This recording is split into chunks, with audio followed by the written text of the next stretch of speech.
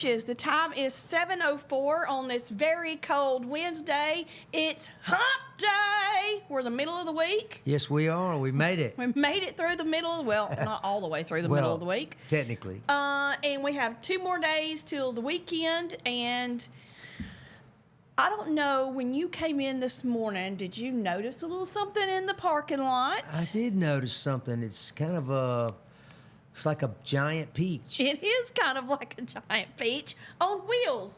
We have a new addition to the Piper Peach family, and it comes in the form of a peach mobile. Peach mobile. I guess that's what we're calling it. We haven't really, I don't know. That was the only thing that we had. Well, we called it something else previously, but we can't say what it was. We'll call it tentative. Tentative. It's the peach mobile. And we're excited because that thing is going to go with us everywhere we go on location. So we're excited about it, and it looks super good. That'll be easy to spot. Yes, it will. And we have some. We had some sponsors that that we put on it for advertisement as well. It looks great. Putter Up took the back 2 windows.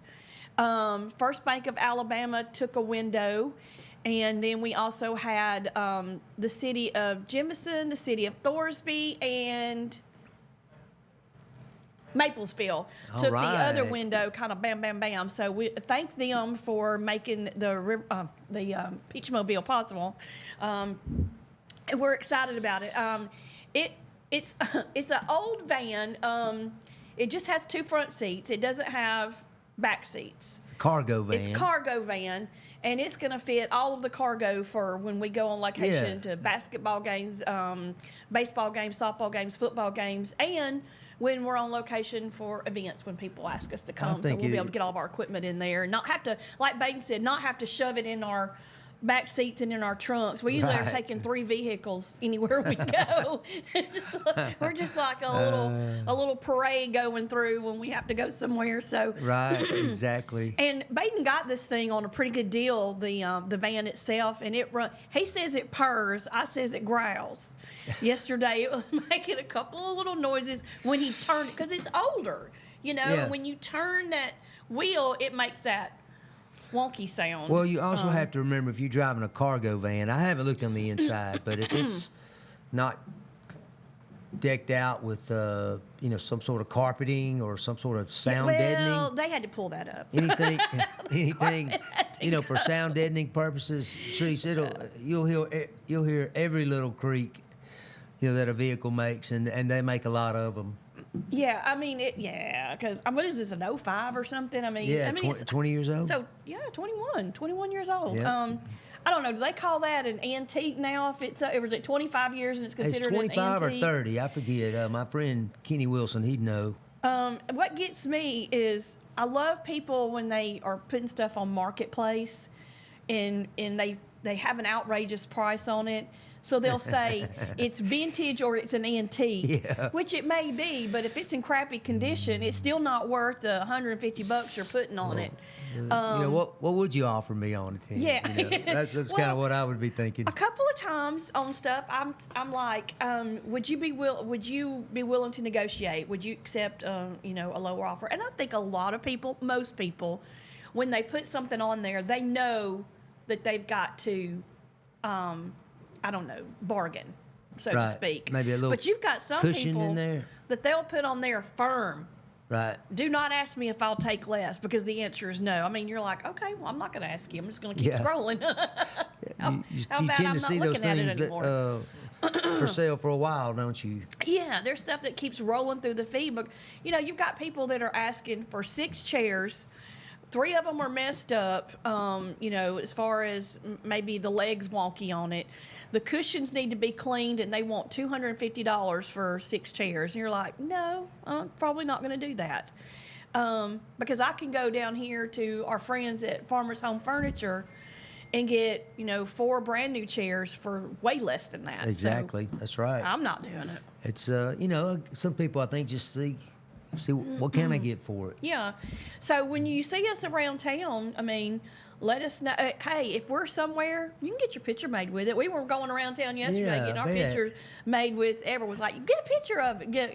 Stand with us and get a selfie on it. So I'm hoping we'll get all those up today. It really looks fantastic. I thought I mean, looked I great. haven't inspected it, but just from a distance, it looks great. Well, there was only one little, I don't want to say problem. It was just a little situation. The windows in there have the wrap on them. Yeah. So when you look back, it doesn't have the corrugated or whatever you call it that you can see out but not in. You just can't see in or out. And so when I got in there and tried to look back, I was like, oh, no. And because I can't just look in a side mirror. I have no peripheral vision anymore. Right. So when I look sideways, all I see is, like this. Sure. So I said, I got to be able to see. And the mirrors just aren't enough. The 2 mirrors on the side are just not enough. Right, I need to be able to turn around, see what's behind me, and because you can't see out of the rearview mirror there's no either. backup camera. So I think we're going to figure out a way to fix that. You can add those. They're not that terribly Nah. expensive. Not now. I No, mean, exactly. we're Right. gonna add it anyhow. So yeah, so we'll see. You'll see us riding around in that thing. It'll be probably Baden driving more often than not, because I am a curb hitter, and if Well, and yesterday I drove his truck as he Sits drove up the pretty van. high. Well, his truck, I couldn't figure out how to raise the seat up, and he said he looked back at one point and he said he could see me Just over the steering wheel.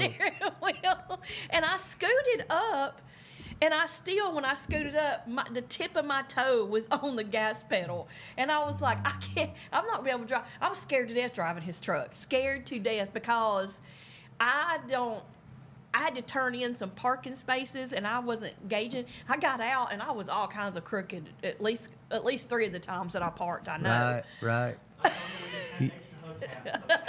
He did put some. They're more like not a hubcap. They're wheel covers actually. There's a difference to me. Yeah. These are nice.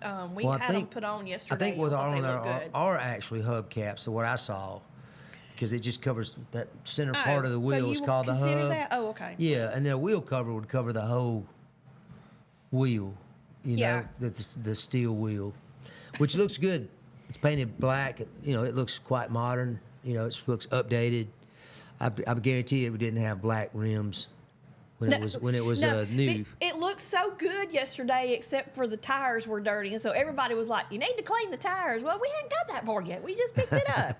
I didn't notice the tires, but I did tell Baden. I said, "You cannot take that through a regular car wash. It has to be a no touch, because that wrap it can scratch it up pretty good and mess it up. So Come you don't off, want to. maybe. Yeah, you don't want to do that. But yeah, we're excited about it. So, and it because it's brand new. You may see us in it for the rest of the week, just going anywhere and everywhere. Like, we need to run down to the Dollar General. Let me get in the Peachmobile and drive it to the Dollar General. So. Oh, I was coming down 31, south, and I hit that curve, and I saw that orange van. I was like, look at that. And I said I hadn't heard about it, but it really looks good. Yep, we were finally able to get it yesterday. I'm real Sharp. excited. Well, the only thing we really need on it, because you want it to really stand out when you're at remotes and events and things, lock bar. So we're looking into that next. I was thinking some sort of, one of the old fashioned, police light that went back Well, around. we can't. It's illegal. You can't use the blue and Well, red. I didn't mean the blue and the red. I'm sorry, Yeah, but I meant. yeah. I know what you actually, mean. I really mean. I guess back in the day, the fire department was the one, and the rescue squads they used a yellow, amber light. Yeah. It's called right. I like them. But I like the ones that you get on there and they're just flashing. Just like you got the white. It kind of goes back and forth, and then the yellow and the white are going, and it just really looks good when you're on location. Oh, yeah. And then we'll have to get the back on the inside of the back looking good too, so that when we're out and we open. That's the thing now. It looks good on the outside, and you open it up, and you're like, "Where's the carpet?" Oh yeah, you could build. That had to go. You could build some shelving or whatever you might need for your equipment. Yes. And then that can be done and make it look really sharp, really good. There's lots of craftsmen out there. Yeah, he was driving yesterday, and I was like, doing like this. I was like, "Dang, Baden." He goes, "Yeah, I guess I can't really drive crazy now when I'm driving this thing because I'm representing the station." I'm like, yeah, coming around those curves on two wheels is probably not a good idea. No, that would not be good. That thing looks a little top heavy. Yeah, a little bit. But that drives good. It rides and drives very well. Good. And the heat works. I had that thing cranking yesterday. It's cold. I mean, it's a weird kind of cold because even though it was really, really sunshiny yesterday, it had a little bit of a wind. And when you're standing outside, that wind would get you. And we were over at Suds R Us. We were talking to Miss Ann, and I was standing out there for a little bit, and I went, well, all right, that wind's blowing. I'm done. Get back with me if you have any questions. I'm not standing out here. You guys can stay out there and talk all you want to, and they did. But I was like, no, it's too cold. Well, I got the sweater going on. Just yes, I got my sweatshirt today. A little bit. All right, it's 7:15. We're going to take a break. When we come back, we got a lot to talk about. The top of the conversation today is going to be, well, for now, winter weather. So some things have changed on the models, so we're going to talk about that. So stay with us. You're listening to Morning Mayhem here on Piper Peach Radio. Teresa and Mike broadcasting live from the Clayton Tractor Studios. We'll be right back.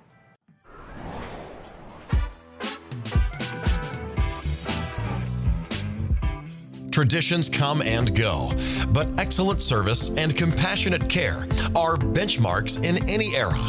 That's what Ellison Memorial Funeral Home is committed to providing you, whether through the pre-arrangement process or seeking services at your time of loss. Ellison Memorial offers a noticeable level of care and attention to detail. Others do not. So before making a decision based on yesterday's traditions, experience the Ellison difference when it comes to your loved one's final arrangements. You'll be glad you did. Call us today at 205-280-4600. Ellison Memorial Funeral Home, setting the new standard in local funeral service excellence. We are always here when you need us. Underage drinking is deemed by many adults to be a rite of passage. Parents who host parties for youth may think they are being protective, but they are actually putting their youth at risk of physical and social consequences. Know the truth. Underage drinking and social hosting is a bad mix. For more information, contact Central Alabama Wellness, 205-651-0077, or visit centralalabamawellness.org.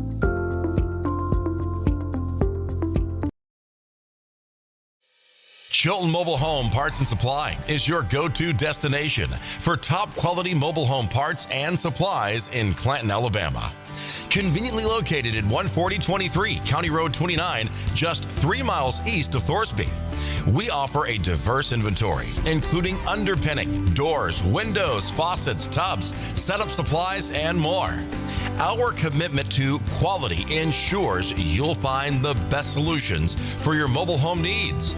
Upgrade your space with stylish doors and windows. Enhance functionality with top-notch faucets and tubs. All conveniently available in one place. Visit us today or call 205-646-1949. Transform your mobile home with Chilton, where quality meets convenience. Need reliable towing or diesel repair? MEMS Wrecker and Heavy Duty Diesel Repair has you covered. We specialize in light and heavy duty towing and recovery with the latest equipment for any job, from campers and tractor trailers to winch box recoveries, and the only local-based rotator in the county. We do it all. Our diesel repair services include computer diagnostics, engine rebuilds, transmission and clutch work, and general maintenance. Trust MEMS Wrecker and Heavy Duty Diesel Repair for top-notch service. Call us at 205-217-1984. Some family traditions begin with an ending. Lasting family legacies are established at Martin Funeral Home, where for over 100 years, we have served the families in our community. Bobby, Donnie, Norma, and our family at Martin Funeral Home would like to express our sincere gratitude for allowing us to serve your family. Every life story deserves the perfect setting. We are here to make that happen for you and your loved one. We offer traditional funeral home services, and we are now excited to be the home of the first crematory in Clanton, Alabama. Our goal is to serve our families no matter what their needs are. Martin Funeral Home, serving Chilton County since 1921. Please give us a call at 205-755-3550.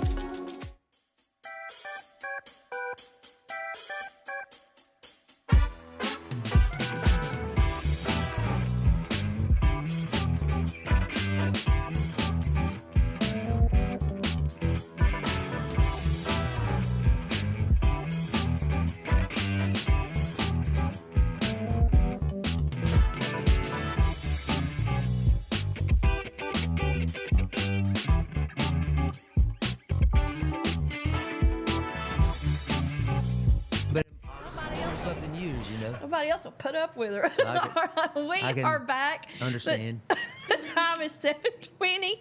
You're listening to Morning Mayhem here on Piper Peach Radio. I want to say good morning to some folks on our live stream. Good morning, Ricky. Good morning, Pamela. Good morning, Robin. She said Kenny Wilson said that vehicles 25 years or older is considered vintage. That's my man. I told you Kenny would know. Thank you, Robin. And I want to say good morning and congratulations to one of my dearest friends, Martha. We went to high school together. She and her longtime love got married yesterday. Oh, so congratulations to Martha and Kenneth. Martha so and happy Kenneth. for y'all. I'm just going to say one thing. It's about time. Look, when you've been together as long as they have, you're like, what do you want? He put a ring on it.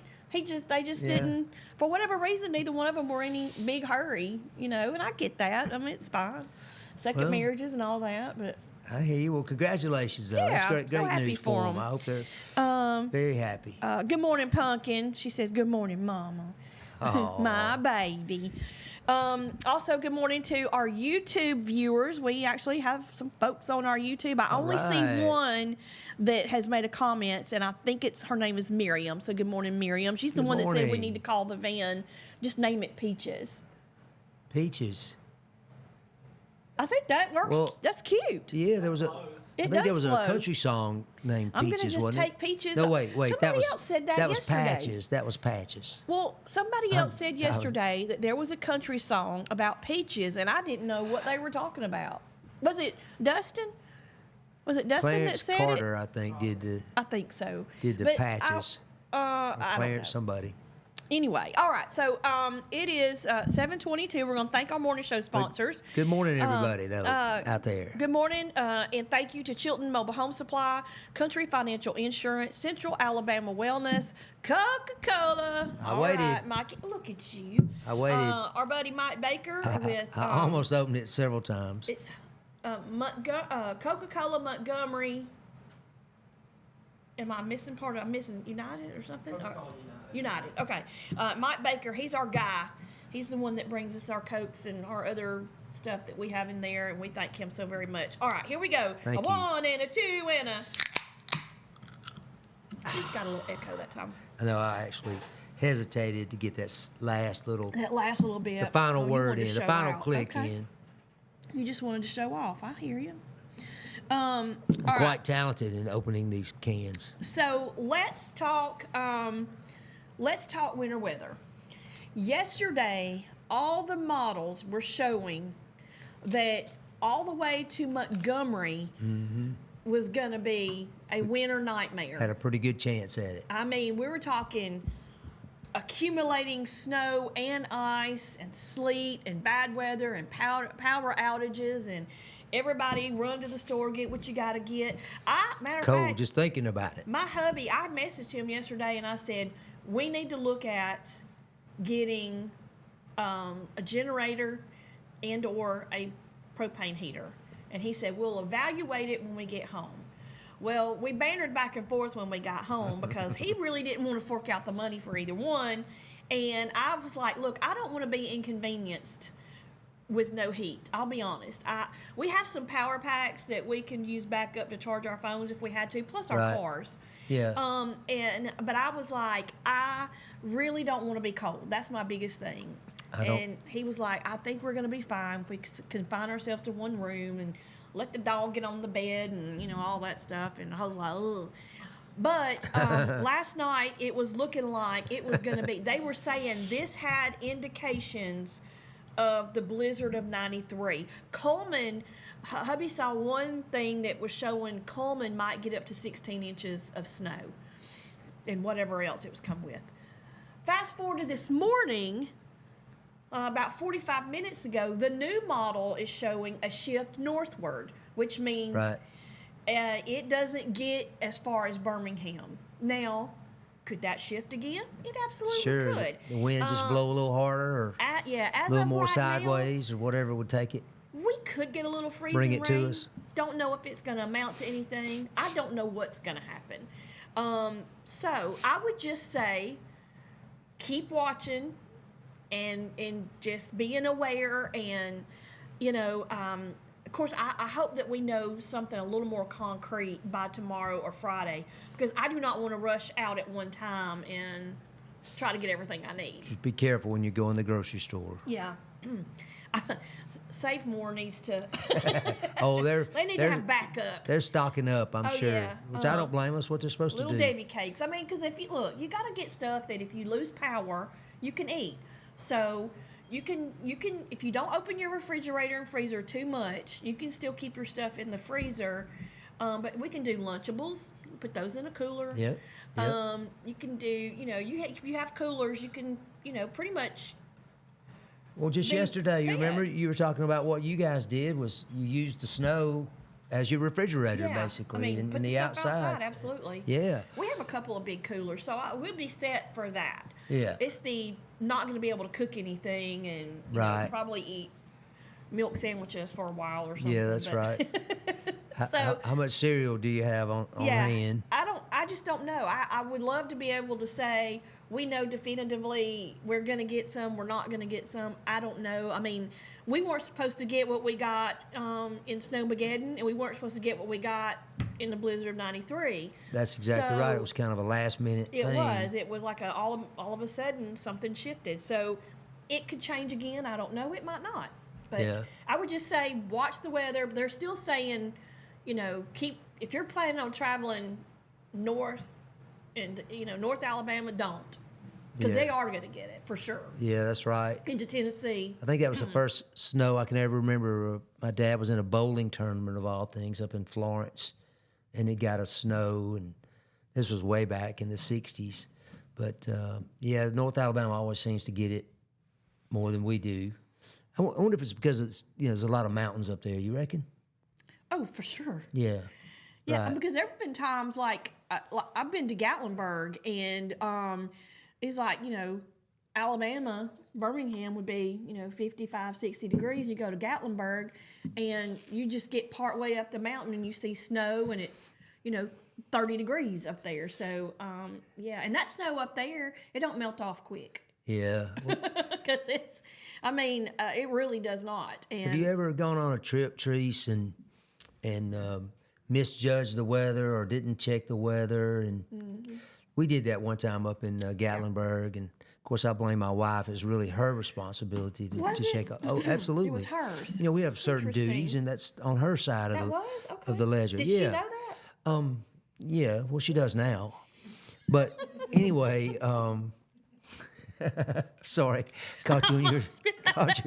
Well, she does now. She didn't. But we got up there to Gatlinburg, and our little daughter she's 22 now, about to be 23, and we were up there, and I mean, we went in this store, and the stores weren't prepared for it either, and we just bought every long sleeve thing they had. I think we had 3 or 4 layers because none of us had our winter coats like we needed. It was absolutely freezing up there.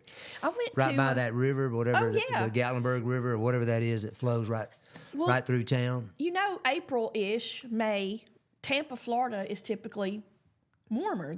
It hardly ever gets cold. It's cold down there now, but hardly ever gets really cold. Well, I went to see my sister, and I took, little crop pants and, Right, shorts and tank tops, short sleeve shirt. I get down there, it rains the whole time. The whole entire time. Yeah. It never got out of the 50s. I about froze. I had to go to the store at the Target there and get some long sleeve because my sister and I, we are not the same size. She is tiny, tiny. There you and go. I'm not. And I had to get some clothes to wear. I mean, I was like, what in the world? I was not expecting that at all. I mean, I thought I was going to get some sun laying out, little beach time. Not that trip. Not that trip. We huh? stayed inside. We actually did cigar boats one day, but it was kind of chilly and rainy. Her company, they do. After you went to Target and got the warmer clothes, right? No, this was after that. I was like, I can't do this. I'm not prepared enough. All right, I want to finish thanking our morning show sponsors. Thank you to Larry Puckett Chevrolet, Putter Up in Pelham. They are also a sponsor of the Peaches, the van, I guess. Old Orchard, Amish Furniture, Wood, Surfside Marina, Market 22, and This and That Vinyl. Thank y'all so much for being morning show sponsors. And we're going to take a break. When we come back, we'll talk about, we talked a little bit about the national championship, but something that I noticed during the game, it all of a sudden hit the news yesterday that happened. And I want to talk about that because people are calling for, they're like bad sportsmanship, shame, shame, shame on a certain player. And we're going to talk about that when we come back. You're listening to Morning Mayhem here on Piper Peach Radio. Teresa and Mike broadcasting live from the Clinton Tractor Studio. Stay with us. Yes.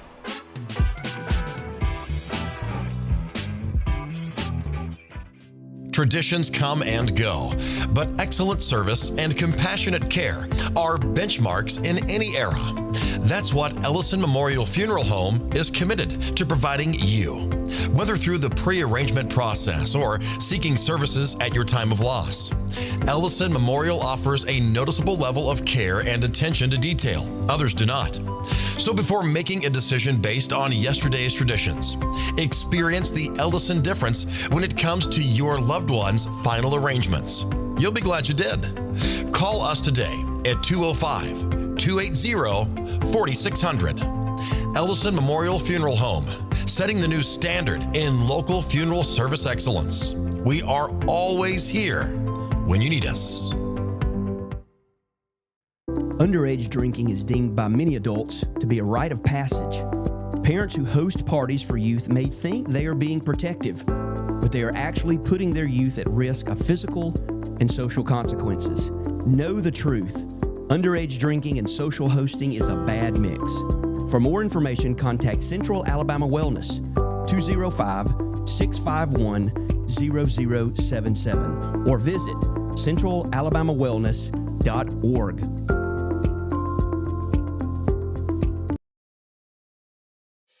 Chilton Mobile Home Parts and Supply is your go-to destination for top quality mobile home parts and supplies in Clanton, Alabama.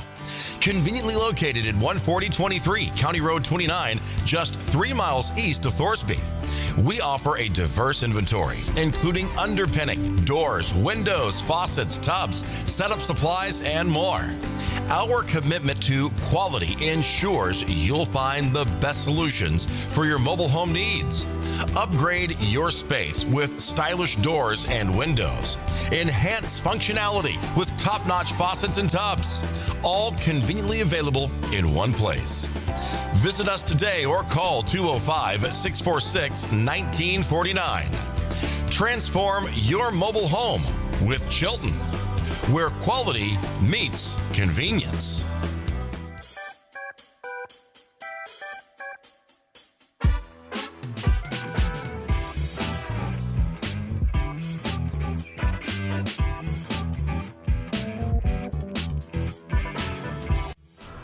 Here's a sign. Yeah. We are back. The time is 7:33. You're listening to Morning Mayhem here on Piper Peach Radio. Therese and Mike broadcasting live from the Clayton Tractor Studios. I am freezing Now? in here. My hands are so cold. Don't touch me. No, don't. I'll tell my hubby that. He goes, "It's not cold in here. It's hot." And I'll put my hands or my feet on him, and he hollers. I'm like, "Don't tell me. Do not tell me it's not cold in here." When my feet and my hands are saying complete the opposite. The feet, makes me shiver to think about my wife's feet sometimes. That bad, huh? Yep. All right. So we had the national championship on Monday night. It was between the Indiana Hoosiers and the Miami Hurricanes, which really nobody saw at the beginning of the season. But as the season went on, Indiana was just proving themselves to be the best team. The best team. I mean, all around. I mean, Not I don't know what else to always the say. best players, but the best team. You know, they play together.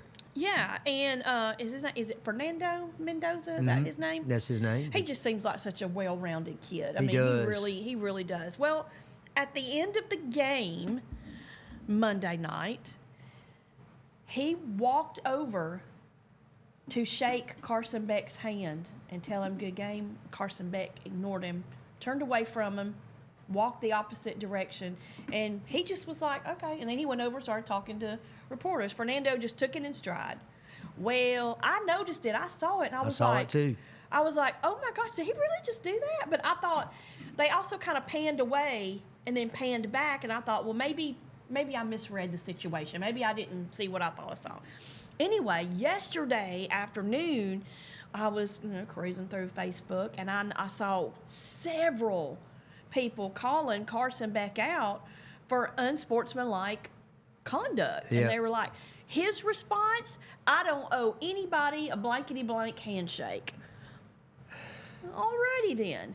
And I have to agree. I think that is probably some of the most poor sportsmanship you can display when you are the quarterback and you are the leader of a team, and you go and pull a stunt like that because you're mad you didn't win. That is what the it boiled down to. epitome of poor sportsmanship. I mean, you just don't get any. Well, if you recall, Teresa, in the game, he threw an interception. They were down 27. Miami was down 27-21, and they were driving. They had the ball at the end of the game. I don't think they had any timeout, so I think they had to move as fast as they could, and they were rushing, and Beck underthrew a ball, and it got intercepted, and that basically sealed the game for Indiana. And, of course, he's upset about that, and I understand that. I mean, the heat of the moment, get it. I have been terribly disappointed, at ball games before that I watched and participated in. But still, after the game is over, even if, for whatever reason, you have you've had problems during the game. And let's face it, football's a violent game. But the idea is to knock the person's head off, basically. Not literally, but you get what I mean. You want to bust them up good if you're playing defense. And, even though he had lost, you still, after the game, you shake the person's hand and you congratulate them, and then, keep those bad thoughts, keep them suppressed, and get them to the locker room, and then take it out, on your locker. I mean, I've seen guys just tear up their locker. They were so mad, but they didn't do it on the field, right. And they didn't. I saw him after the clock was running down, and he started walking. I said, well, he's not walking across the field. Normally, the players walk across the field and meet each other kind of in the middle. Because a lot of these guys know each other. Yeah. Because they've gone to high school together. Exactly. They've played against each other. I mean, especially with the transfer rule, they've probably been on the same teams together, several of them. Exactly. That's what I was about to say. Carson came from Georgia. That's right, he did. But he's always had a little bit of a stigma around him. I think, wasn't he the guy that when he signed his first NIL contract over at Georgia, bought himself like a Lamborghini or some, $300,000 or $400,000 car? Yeah. Which, hey, more power to you. You got the money, you do that. That's fine. But it sure drew a lot of attention to him, and it wasn't all good attention. No, it was negative for sure. So, anyway, yeah, he did. It was a moment of poor sportsmanship. But I will agree with him. He doesn't owe anybody a handshake, but it's just the right thing to do. It's just showing that respect. And I I don't know. I've done it so many. I've lost so many games. You know how that is. You just have to keep your head held high and say, "Hey, I gave my best effort, and we just came up short." Yeah. I don't agree with that. I don't agree with acting that way. I don't care how mad you are. I think that's that'll stick with him for quite a while. yeah. I mean, I there's just a way to handle yourself and conduct yourself, and that's definitely not it. And that's a bad look for him. And believe it or not, when people are looking at you later on down the road to maybe draft you to be their on their team, they're going to take some of that stuff into account because that's kind of what happened with. Oh gosh, I can't remember the player. Shedeur Sanders, the quarterback last year. Yes. I'm the best, and I'm going to act however. And so what ended up happening when the draft came along, he wasn't first pick. No, he wasn't even second round pick. I think he was fifth. Fifth round. Fifth round pick because he had a nasty negative attitude. And you would have thought that he learned a little bit better from his daddy than that, but apparently his daddy didn't learn either. Well, he was part of the first NIL folks, and he made quite a bit of money playing college football. Yeah. Because he, 2 years, wasn't it, at University of Colorado, after starting out at Jackson State, which is part of the SWAC conference, which includes Alabama State, Alabama A&M in our state. But, he got I was just going to comment, not necessarily on him particularly, but I'm glad you brought him up.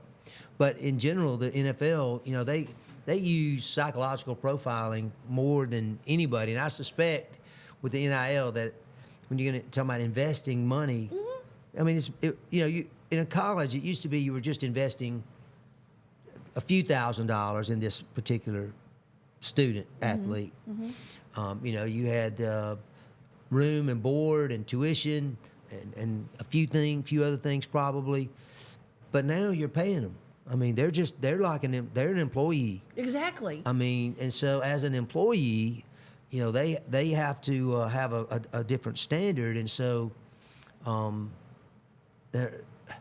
I just think that they're going to, without a doubt, NCAA colleges are going to shift more towards the pro model. They have to, because now it's just like pro ball. It's always been, to me, the excitement of it was these guys are out here doing this because they love the game. Right. And they do love it, don't get me wrong, but now they're doing it and loving it and getting paid for it. And For there's loving nothing the wrong money with in the that. game. But it's just throwing everything. It's kind of topsy-turvy right now. It is. But back to your point, though, about Beck and Sanders, there's no doubt that Sanders hurt himself before the draft with his comments. He was just kind of like his dad.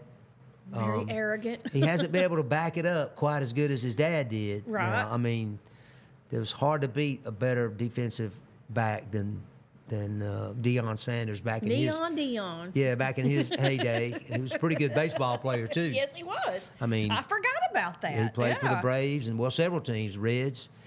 But anyway, with Sanders, though, he was like in the top 5. I mean, he was set to make millions of dollars right off the bat, much more than he was making at University of Colorado, but he couldn't keep his mouth shut, and he couldn't play that good sport just for long enough to get December and January. Yeah. But anyway, he languished and didn't start playing until like the 11th or 12th game. And he's showed some flashes, but again, he doesn't have a great team around him.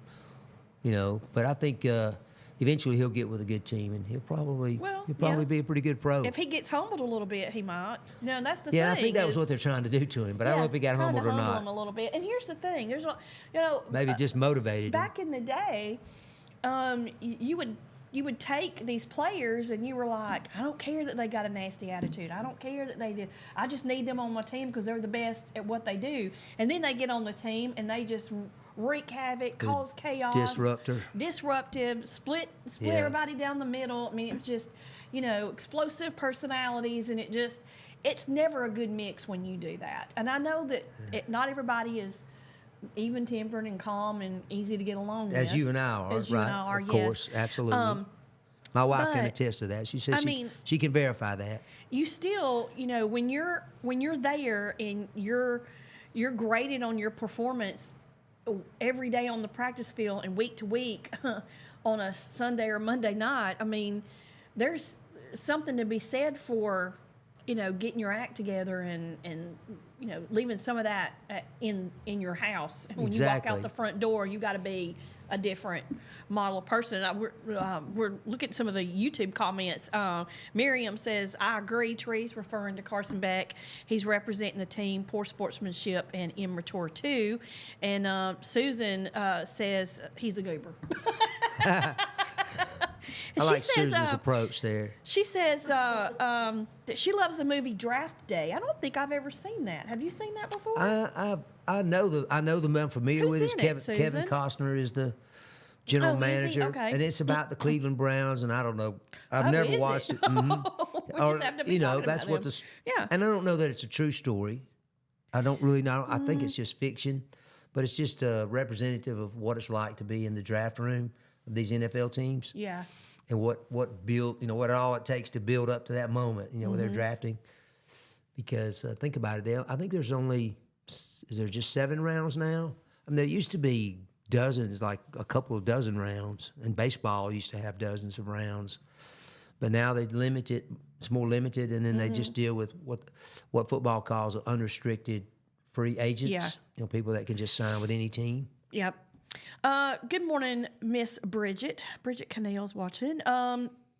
All right, it is 7:45. We're going to take a break. When we come back, I kind of want to keep this conversation going because I had a couple other points I wanted to make. So, when we come back, we will finish talking about football and sportsmanship and all that good stuff. And then I got to tell you about a hero of the day. Something that happened a couple of days ago in California. Some good Samaritans helped somebody out. So we'll talk about that when we come back. You're listening to Morning Mayhem here on Piper Peach Radio. Teresa and Mike broadcasting live from the Clinton Tractor Studios. We'll be right back.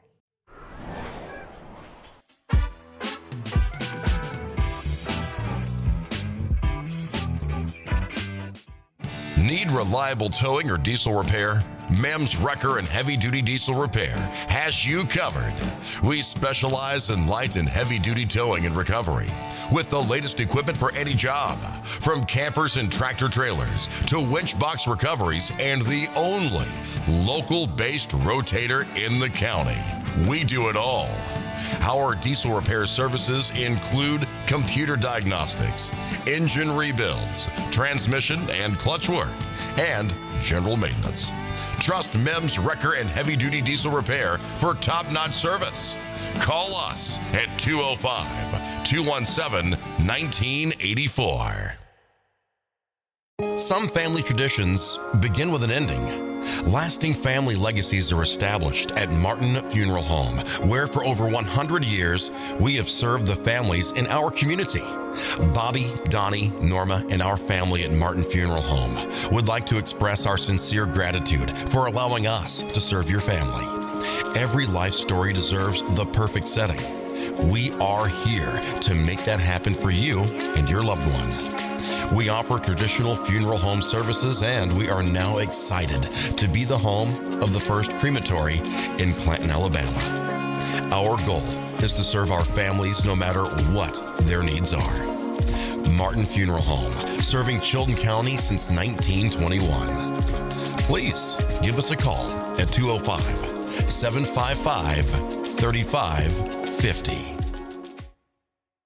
Are you tired of big box stores where you're just another number? You deserve better. Furniture that's built to last from people who treat you like family. At Farmers Home Furniture in Clanton, we do things differently. As an employee-owned company, we take pride in personal service. We'll listen to what you need and help you find the perfect piece for your home from trusted, top-notch name brand.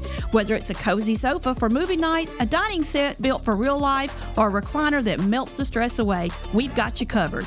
Don't settle for less. Experience the difference at Farmers Home Furniture in Clanton, where you're not just a customer, you're family.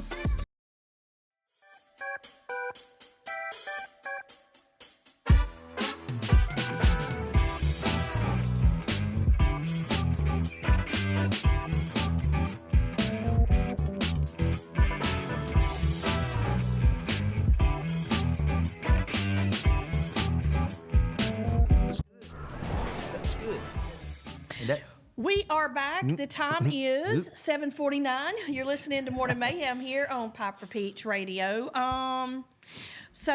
morning, Jamie. We were talking about, started off talking about specifically Carson Beck and his unsportsmanlike stuff. I like what you said, unsportsmanlike conduct. It's like Yeah. a penalty. That's a penalty Yes. in football. Oh, I don't like that. I mean, that's bad. 5 yards. Then we got into, in general, seeing people, especially these young men, get a little bit of talent, get a little bit of money. There you go. And then they get a big head, and you can't do anything with them. And sometimes you just got to be humbled. And I don't know. I think the NFL humbled Shedeur, I think, pretty good. Because now he sees I have a lot of work to do. Maybe I'm not quite as great as I thought I was, and that's not a bad thing. Because that just that means you got to work harder to get what you want. And then when your coaches and your teammates see that you're working harder to be better, they get a little more respect for you. Well, he's been quite successful in the football up to last year. So. And I don't mean to put down the Cleveland Browns, okay? But they just haven't been very good. They haven't been able to draft the right people, sign the right free agents, get the right coach. All that's got to come together. Like Indiana this year, to me, it's like the perfect storm. We'll see what they do next year without the Heisman Trophy winner. But as far as the Browns go, they haven't been very good, but they've got a pretty good player in this Sanders, and they got him in the 5th round, so they got him relatively cheap as far as their business model. But at the same time, they've got to improve. But you said it a minute ago. The key word to me that I heard you say about Carson Beck is the quarterback is always the leader of the team. I mean, in the huddle, he's got to have everybody's attention because you got just a few seconds to call a play. Right. Because the clock's running. You have a play clock, before you have to get the play off. Whether it's 40 seconds or 25, and it's kind of a convoluted rule there, but they do it certain ways. But you've got to command respect, and people have to stop and listen to what you're saying. I mean, I've been in huddles, Trees, where quarterback is like the mediator, because you got two people yelling at each other because somebody felt like they messed the play up. They didn't block the right person, or they didn't block, or they missed the block, or whatever happened.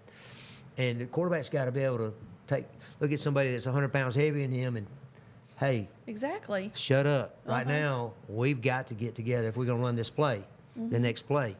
And but that's the key there that I heard you say is the leadership or lack of it. But I don't know how you take somebody as young as some of these guys are, and they're instant millionaires because they're great athletes. It's just different. Used to college gave you 3 or 4 years to kind of mature. One of our listeners talked about immaturity, and that is definitely a key there. But I don't know. The guy's obviously talented. He's obviously quite good. I mean, 2 years in a row he's had his team in the championship game. I mean, that's saying something. It is. So, but in addition to all of that happening, Nick Saban, he was one of the analysts on the broadcast. The broadcast, thank you. Right. ABC, ESPN. And what he got upset about was, some of that specific targeting call, uncall, it didn't get called. He said that, the Indiana player, it was flagrant targeting. It didn't get called, and he was kind of calling out the players for that's unsportsmanlike, but he was also calling out the referees the for not, and the officials for not calling it. Not flagging that play. He felt like they saw it and didn't do anything. But I also saw a lot of, some pass interferences that, because that's so subjective. Some of these really all of them are subjective. Every play, Trees, there's a penalty. Guys are holding. They teach them now that you can grab, if the lineman comes in, he can grab the guy's jersey, who he's facing, the defensive player, and literally hold on to him as long as he keeps it inside the shoulders. I mean, that's ridiculous. That's Yeah. holding. Used to, guys had to block, and, figure out a way to block and put your elbows out. Put your elbows up and go, boom. And exactly, and stop somebody. And really, blocking is all about directing people in the direction you want them to go, so that like the person behind you can run behind you through a hole. It creates a hole. It's what they call it. And so, anyway, I just think that these guys, they make so much money so quickly. It's hard for them to stay grounded. That's where parenting and support, family support, and just the friends they pick is so huge to help somebody. That humbleness, that is so big. And he, I don't know the young man, but the things that we do know about him, he could probably use a little extra dose of that. Yeah, he could. Yeah. I hope the coach sat him down and told him about it a little bit. But I don't know if this was his last year. I think it may have been. Probably, And he'll probably declare for the NFL because now he can go and make. I mean, look at recently the who was it? The oh gosh, the NFL team. They exercised it was the former Alabama quarterback. Just they exercised an option on his 5th year, and he's going to get paid $26 million. So I mean, That's remember too we much talked about money. the guy from Alabama who Yeah. didn't want the $6 million from the other, yeah. because he can go to the NFL and make more than that. Wow, that's a lot of Too money. much money. That's too much money for these people. Yeah, It just it is, and that creates the problems. Yep. I told you when we went to break that we would talk about what I call a hero of the day. Actually, Yeah. it's multiple heroes of the day. There was a UPS driver and some other Samaritans that saw and that was in the neighborhood that a lady, she's 101 years old, her house caught on fire from a kitchen fire, and the neighbors were trying to get her out, but she was for whatever reason was hesitant to come out. The fire department was called, and after the residents helped, the fireman and a UPS driver I saw the UPS driver. pulled her out to safety, saved her life. Because the neighbors pounded on her door after seeing all the smoke, but maybe she was disoriented, and she's also 101. I suspect that's it. But she was by herself. She's 101 years old, living by herself. That is wild to me. What do you where will we be when we're 101? I probably in the ground. Yeah, I was gonna say. I don't know that I'm gonna make it to 101. No, I'm gonna be honest. not too many of us do. I'll be surprised if I do. It is astounding Yeah, the how fire. these people just go ahead. No, you go ahead. You finish. Well, I was just gonna say that people in general, we want to help our neighbors. We want it to do it, but we have to feel that way, and unfortunately, we don't. A lot of us don't. But here you got several people who just, whatever they were doing, this became more important to save this person's life. Yep. Of course, the way businesses are nowadays, a lot of people, when you're on the clock and you're being a good Samaritan, you get punished at your job for being a good Samaritan. Like I trying hope to that's not the stop case a shoplifter or something. Yeah, Companies yes, that happened firing to my employees dad. for that. Yeah. My daddy, he was working at the Walmart in Franklin, Tennessee. A shoplifter tried to get away. Now, my dad was at the time, he was, 76, 77 years old. And he tried to stop the buggy. Well, they pushed the buggy, ran over him with the buggy, knocked him down, broke his femur. And then the job punished him. He was the one that was supposed to, see the receipt, do all that stuff. And they was like, no, you're not. I need to see your receipt turns out they were shoplifting. He ended up getting hurt in the process, and getting his workman's comp was like pulling a tooth out. I mean, it was bad. So, yeah, you do have businesses out there that do not take care of their employees. They don't want at all. shoplifters confronted. A lot of them will say, Teresa, that's the police's job. Yeah. And I understand that, but at the same I get time, that. it's our human nature, though. Like your dad. Yeah. I mean, he's 76 years old. He says, hey, this guy's stealing, or this person's stealing. And I work here at this store, and I feel like it's my job to stop them. And because I guarantee you, part of his instructions as looking at those receipts was, someone's got something that they don't have a receipt for, you need to send them right back into the store, or send management or security, over there if they had it. Yeah. That is a great story, though, in general. This was out in California. Yep. Where this happened. Santa Ana, and it says here that they did get her to safety. The fire did spread to the attic, but they don't have any more information about her condition. I'm hoping that she was okay. But because I know she was probably scared and, didn't really know what was happening, She certainly, thank goodness, didn't die in that fire. Yeah. Thank goodness for neighbors that are aware and a UPS driver. So, all right, it is 8 o'clock on the dot. We're going to take a break. When we come back, I told you yesterday, Calera was looking at maybe building the bridge. Got an update on that. All right. The city council last night. So we'll talk about that when we come back.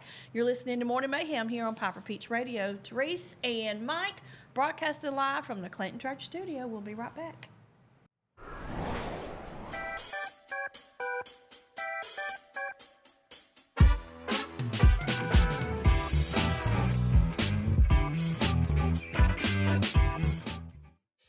Chilton Mobile Home Parts and Supply is your go-to destination for top quality mobile home parts and supplies in Clanton, Alabama. Conveniently located at 14023 County Road 29, just 3 miles east of Thorsby. We offer a diverse inventory, including underpinning, doors, windows, faucets, tubs, setup supplies, and more. Our commitment to quality ensures you'll find the best solutions for your mobile home needs. Upgrade your space with stylish doors and windows. Enhance functionality with top-notch faucets and tubs. All conveniently available in one place. Visit us today or call 205-646-1949. Transform your mobile home with Chilton, where quality meets convenience. Need reliable towing or diesel repair? Mem's Wrecker and Heavy Duty Diesel Repair has you covered. We specialize in light and heavy duty towing and recovery with the latest equipment for any job, from campers and tractor trailers to winch box recoveries, and the only local-based rotator in the county. We do it all. Our diesel repair services include computer diagnostics, engine rebuilds, transmission and clutch work, and general maintenance. Trust Mem's Wrecker and Heavy Duty Diesel Repair for top-notch service. Call us at 205-217-1984. Some family traditions begin with an ending. Lasting family legacies are established at Martin Funeral Home, where for over 100 years, we have served the families in our community. Bobby, Donnie, Norma, and our family at Martin Funeral Home would like to express our sincere gratitude for allowing us to serve your family. Every life story deserves the perfect setting. We are here to make that happen for you and your loved one. We offer traditional funeral home services, and we are now excited to be the home of the first crematory in Clanton, Alabama. Our goal is to serve our families no matter what their needs are. Martin Funeral Home, serving Chilton County since 1921. Please give us a call at 205-755-3550.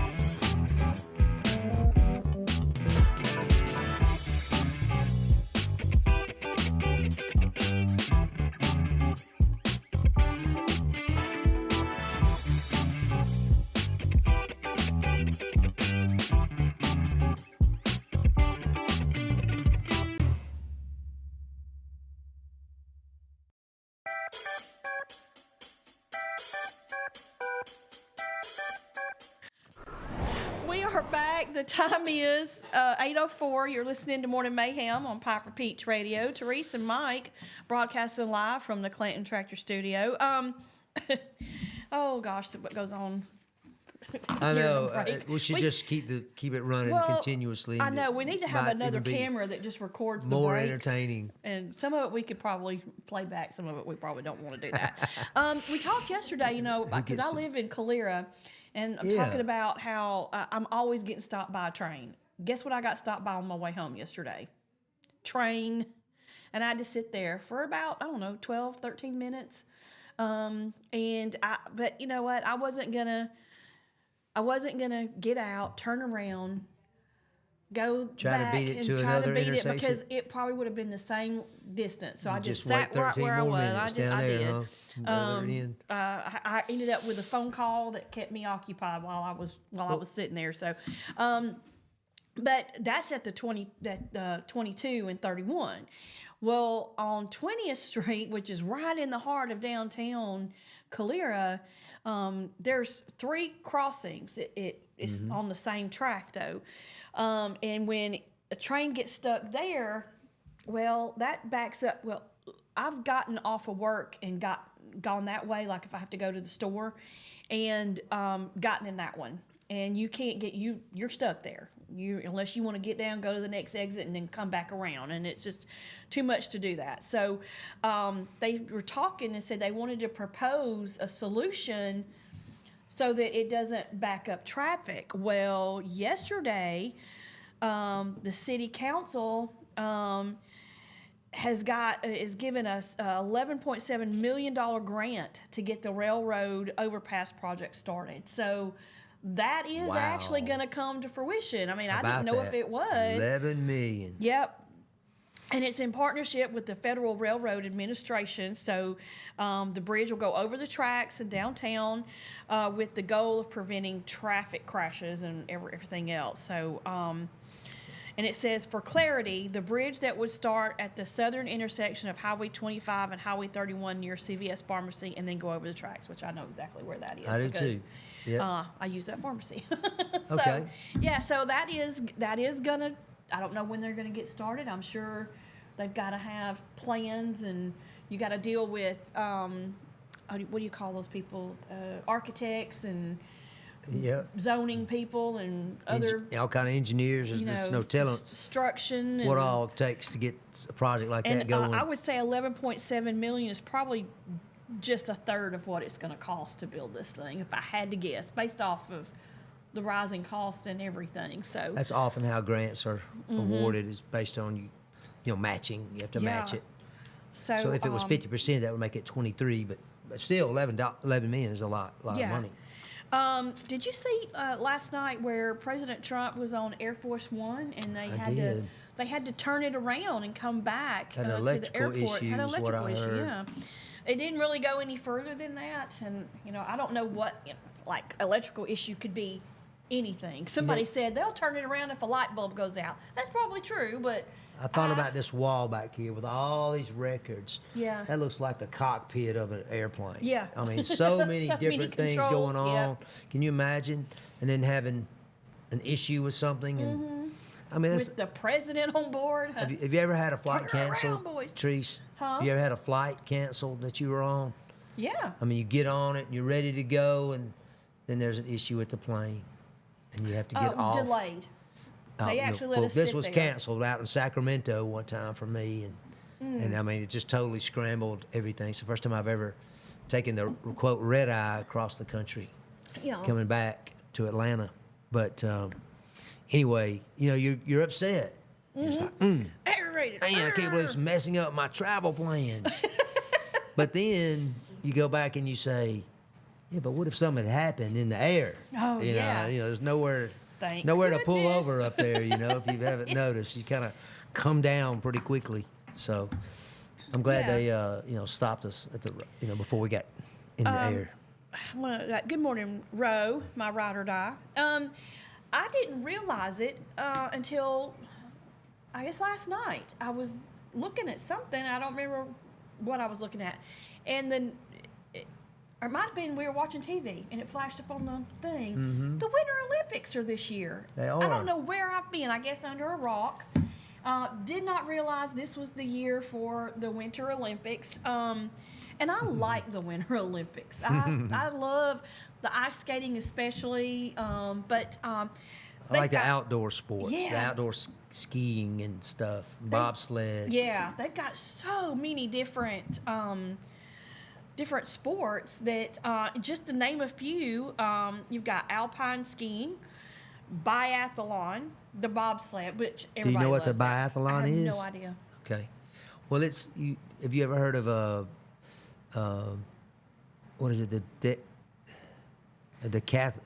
Decathlon in the summer games. They run, they jump, they swim, Okay. they do. It's just multiple sports. In other words, you have to be Okay. talented. In the biathlon, I don't remember. I think it involves some cross country skiing, some other things, but it also involves shooting. Believe it or not, target No, I did not know target shooting. that. Yeah, it's Really? pretty cool. Okay. Pretty cool sport. You got to be able to do multiple things. Right. It's not just one sport. Okay. Yeah. Anyway, I digress, but I did not know that. yeah. I was not When you mentioned it, I aware was of going to that. ask if you knew what that meant because that's what that.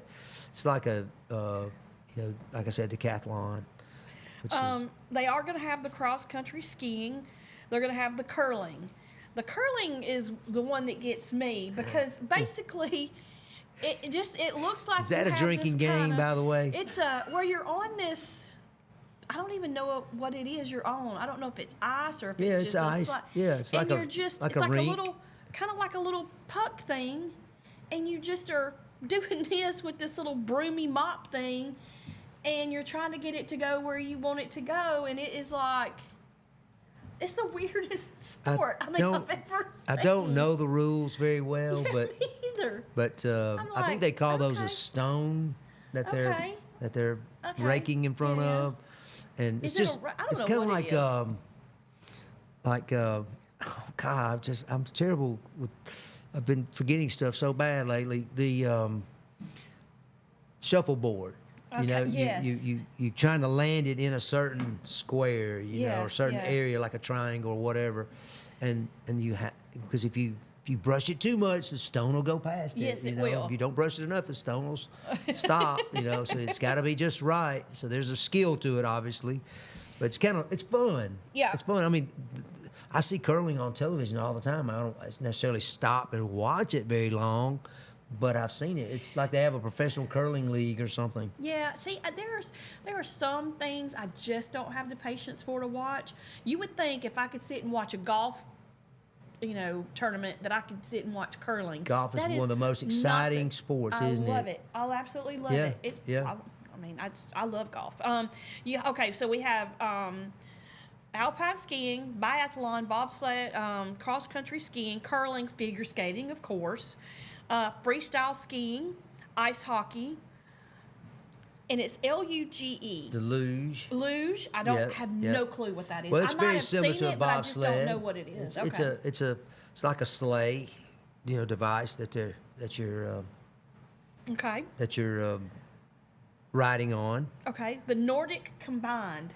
Yeah, that's just one of those biathlon type sports where they're doing multiple events. Okay. We also have ski jumping, snowboarding, speed skating, which I do like that one. That was pretty cool on the ice. oh, yeah. It's pretty. And then you have ski mountaineering, Mountaineering, yeah. mountaineering. Mountaineering, yeah. So the Winter Olympics will be held from February 6th to February 22nd. So it's 3 weeks almost of nothing but Olympics. And they will be held in, is it Milan? Is that how you say that? Milan. Milan and Italy. Cortina, Italy. Yep. It is the Milano Cortina 2026 Winter Olympics, and the Paralympics will follow from March 6th and through the 15th. And it says this will be the first time since 2006 that the Winter Olympics are held in Europe. I didn't realize it had been that long, and I didn't realize Italy would be considered have those types of resorts. I don't know why I always think of Italy as being, on the Mediterranean, or a lot of it is, and think of it as being warm, but it's not, apparently. It's not. And that's same here. It says, okay, the event is co-hosted by 2 different cities, with events spread across northern Italy, and the goal for doing that is to reduce costs using existing venues that require refurbishment rather than something that they build from scratch. Well, they used to do these every 4 years, and I think they do them every 2 now, or the Winter Olympics are. But anyway, and that's a good point about using existing facilities, because look at Atlanta. They built a giant stadium. Yes. Just for the Olympics, which the Braves played in for a while. Now the Braves are up in wherever that is, Marietta, and the Atlanta Braves I'm talking about.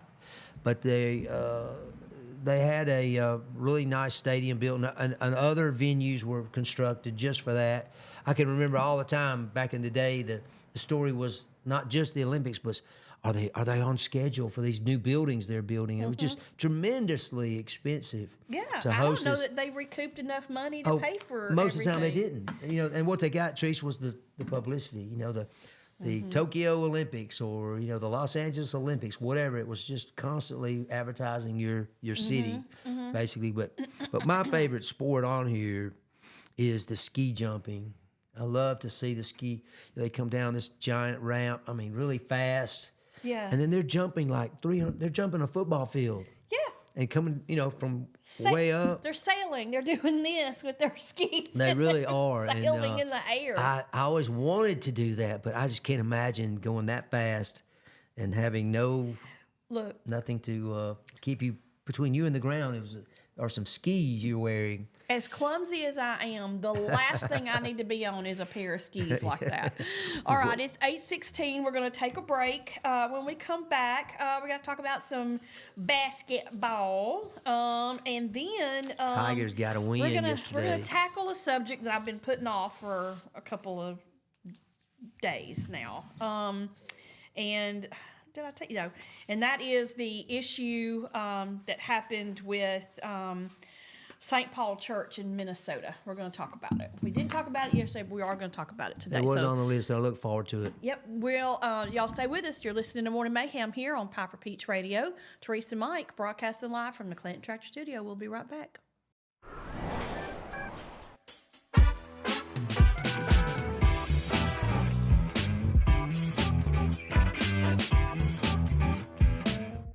Need reliable towing or diesel repair?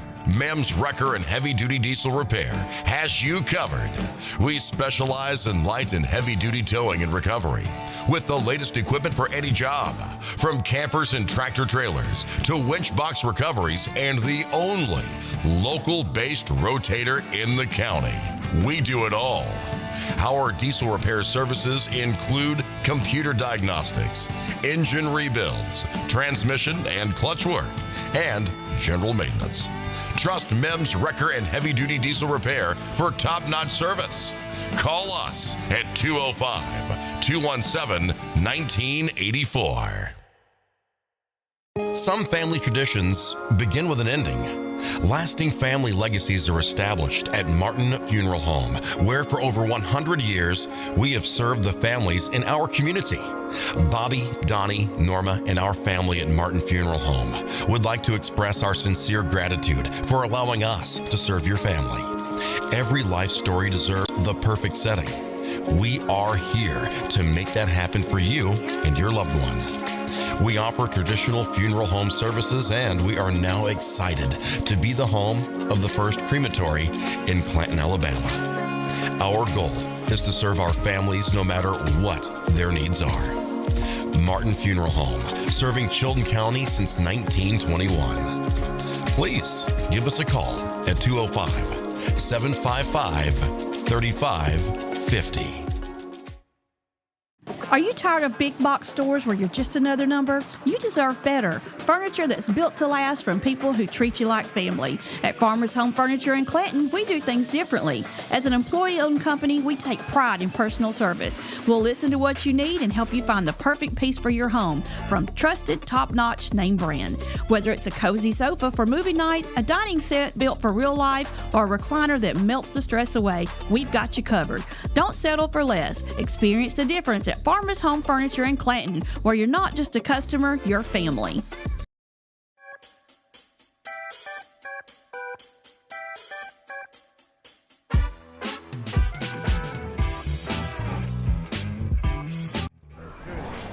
True. Oh, man. We are back. The time is 8:19. You're listening to Morning Mayhem here on Piper Peach Radio. Teresa and Mike broadcasting live from the Clanton Tractor Studio. We're going to talk a little basketball. We talked football earlier. Now we got to give basketball a chance. Yep. Because basketball is in full swing. And I saw where Auburn basketball gets their first road win. Yep, first true road win. We're playing at Ole Miss. Mm-hmm. It was a really good game. It's one of those games that the score is really not indicative of how close the game was. Auburn pulled away right there at the end, but it was a really good game. Ole Miss had a better record. You remember yesterday we did talk about the SEC and how I said, they're just beating up on each other. Mm-hmm. Well, after this game, both of these teams have 3 wins and 3 losses in the league. And there's a lot of teams like that. I mean, there is such a glutton in the middle of the SEC right now. Of course, it's early. It's just 6 games in. They play 18-game season schedule, so there's still quite a few more games to go. But it was a really good game. Auburn only had 28 points at the halftime. It was the lowest output they had for the entire season up to now. And so they really turned it on in the second half. I think Auburn made 31 free throws. I mean, and Ole Miss had made 12. Now, a lot of people go, oh, that's not fair. The referee called it too close on Ole Miss. But if you watch the game, Ole Miss is playing football out there. I mean, every play, they're running into somebody. And remember we talked about football. They could call a penalty every time. Right. Well, basketball is almost the same way. They could call a foul almost every time if they wanted to, because it's just so many people are running into each other. There's just no I know I digress. I don't mean to get off on the officiating, but I'll just say it this way. Auburn got fouled every time and got fouled quite a few more times that they didn't call it. Uh-huh. But still, 31 free throws, 31 points out of that 78 were free throws. I think they shot 39, which is a huge number. But watching the broadcast last night on ESPN, they did say, SEC Network rather, they did say that Auburn is like 4th in the country in the number of free throws that they shoot. So they're used to getting to the line and making some free throws. But it was a really good game for Auburn. Obviously, I am an Auburn fan, Auburn graduate. Yeah, I just realized that you have on your Auburn colors with your blue sweater and your kind of orange my orange shirt, and it is an Auburn shirt, by the way. Okay. Yeah, you can't see that. But it's there. It's right in here somewhere. I believe you.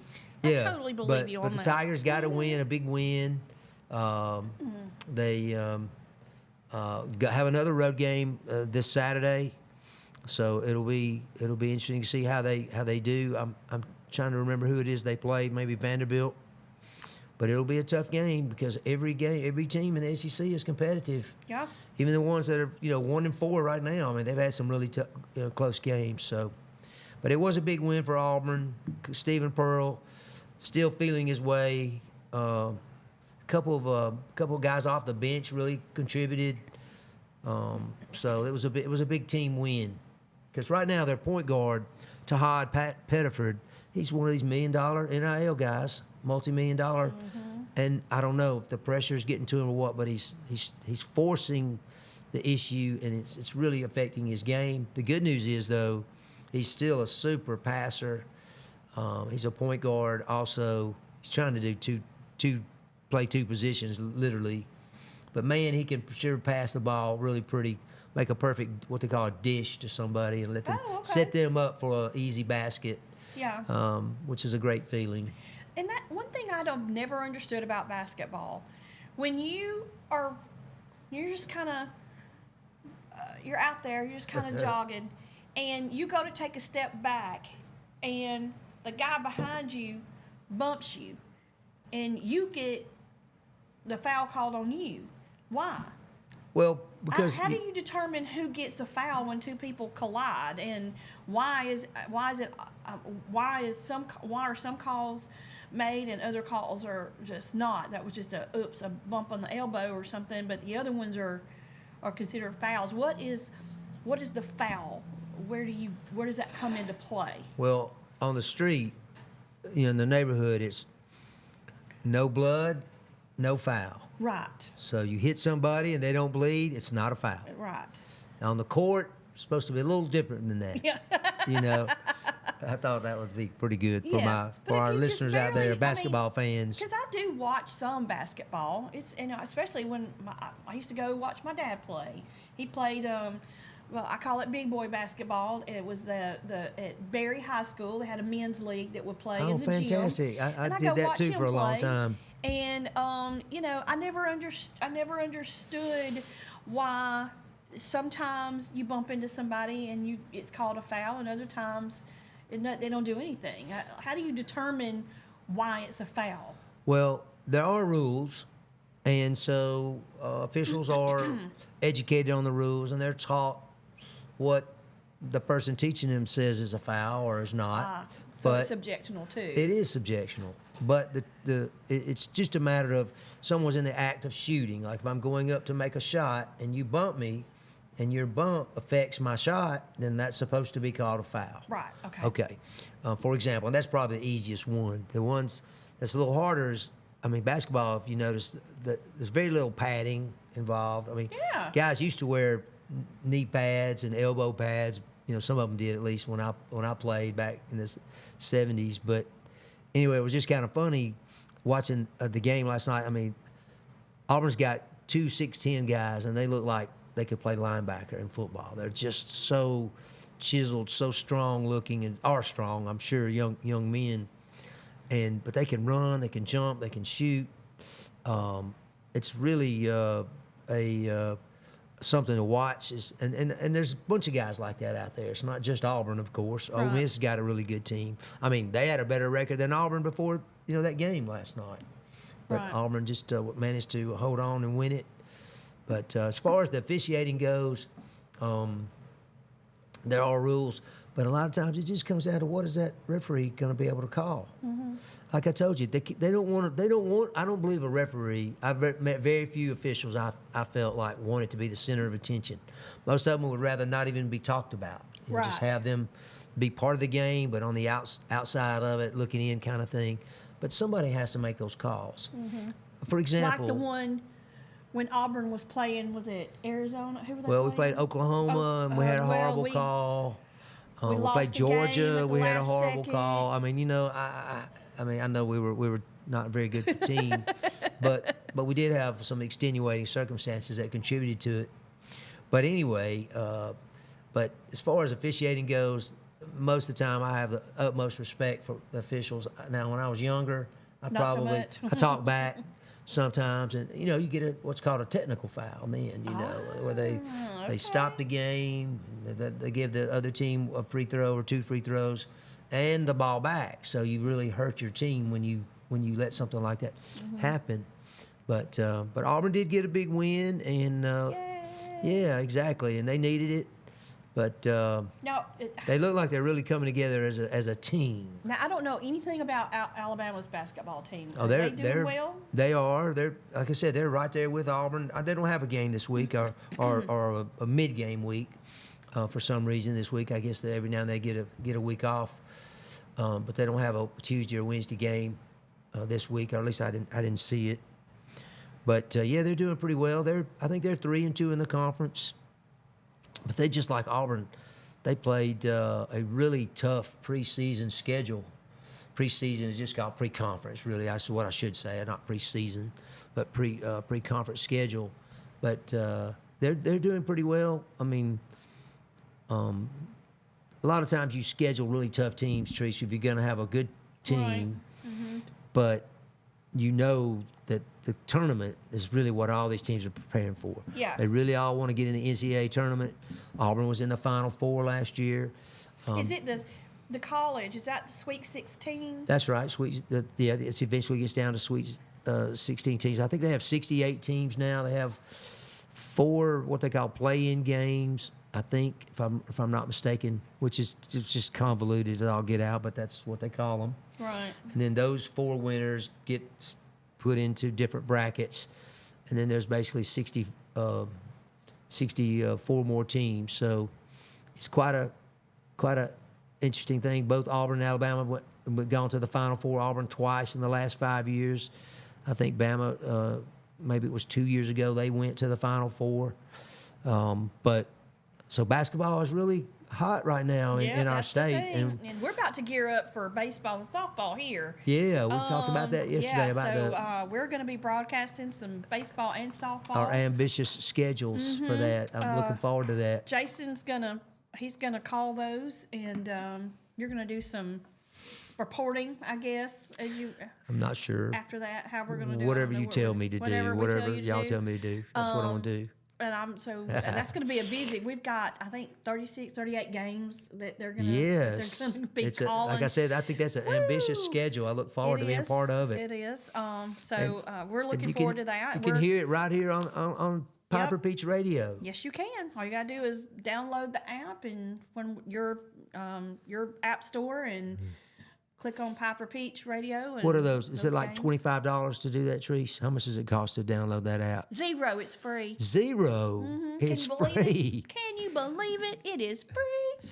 All right. It is 8:30. We're going to take a break. When we come back, we are going to talk about the church, St. Paul Church in Minnesota, and I'm going to get your thoughts on that. And it's just a shame. Hopefully by now I've been trying to see if we have an update on the weather, but I think for now it's just what it is as far as it's going to miss us. So we'll see. It's going to be cold. That's my prediction. It's going to be cold. I'm not going to leave my house at all. I told hubby we need to get stuff to make chili. You and I will be calling in next week to do the show. Calling it. It's too cold. I can't come in. Yeah, exactly. All right. We'll be right back. Y'all stay with us. You're listening to Morning Mayhem here on Piper Peach Radio.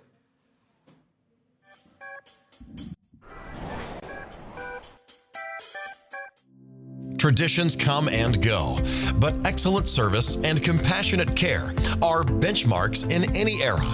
That's what Ellison Memorial Funeral Home is committed to providing you, whether through the pre-arrangement process or seeking services at your time of loss.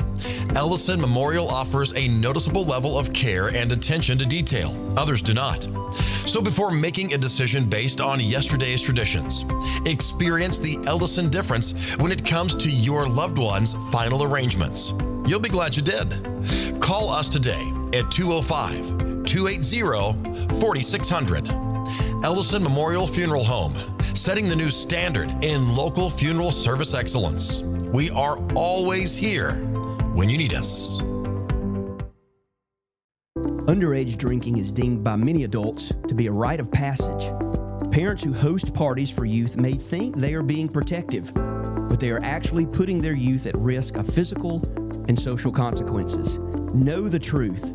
Underage drinking and social hosting is a bad mix. For more information, contact Central Alabama Wellness, 205-651-0077, or visit centralalabamawellness.org.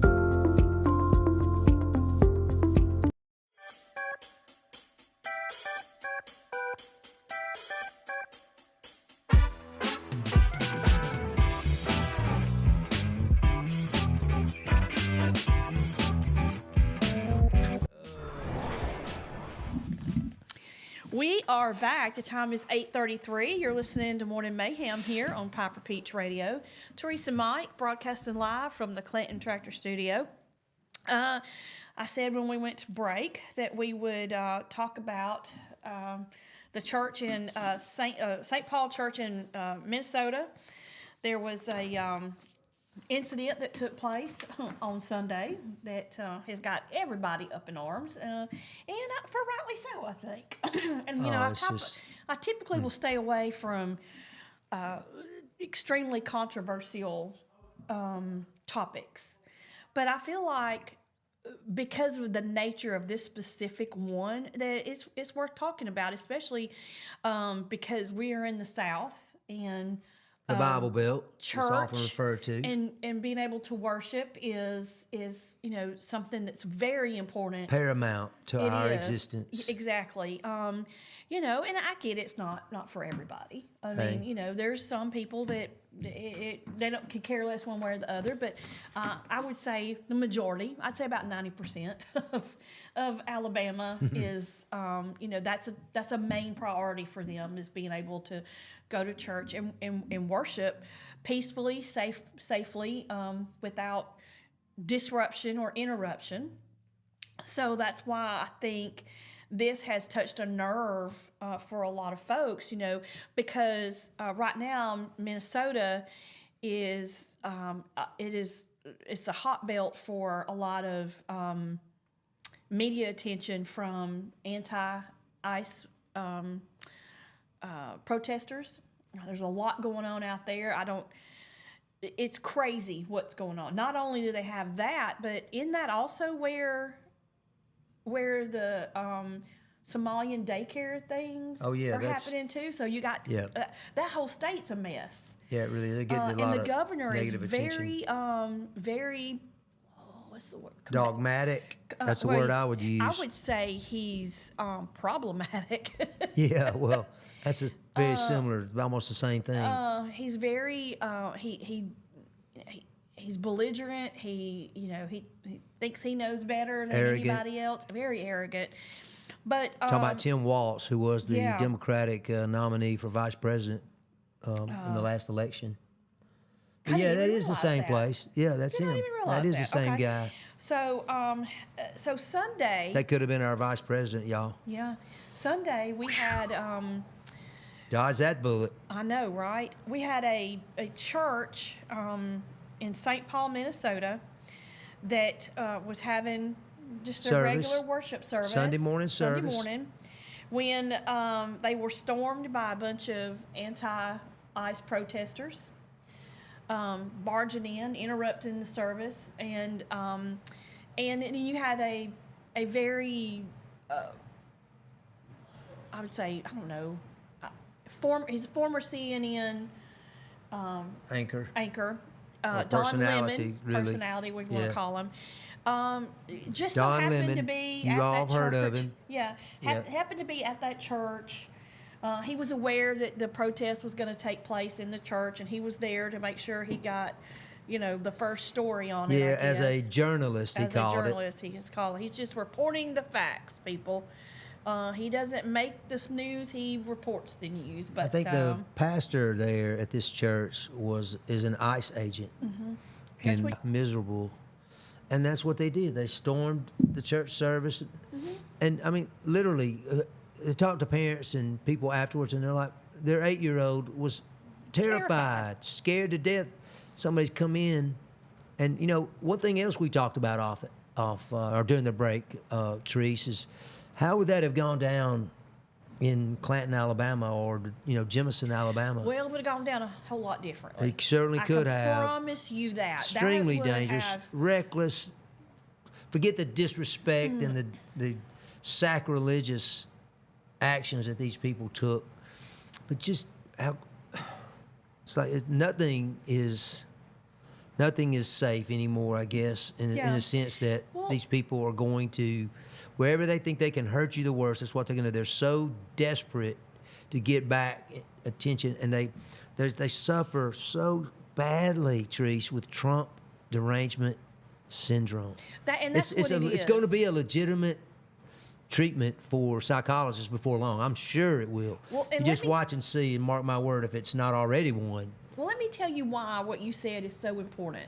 Because Trump has been very, very vocal and very, very active on immigration bringing back the wall, as you call it. Having ICE agents go in and help round up people. It's supposed to be, I think, targeted towards the people who are here illegally that are. That's what he's doing. Causing trouble. That's what it's supposed to be. Who've already been convicted, arrested. They already have detainers to send them back, for something else they've done. And for some reason, some of these states and towns have taken up the cause. The sanctuary cities, they're called. And I'm not understanding why. Because let me tell you something. And I know this I looked this up, what I'm about to say. I looked it up because I wanted to make sure that I was right. Because I don't want to appear slanted one way or the biased. other. I don't want to appear biased. So I looked up during the Obama administration from 2009 to 2016. The Obama administration deported 2.5 million illegal immigrants. 2.5 million. That averaged out to 343,713 per year if you did it on a year average, which is the largest and the most in our history. Nobody was against ICE and deportations and all of this then.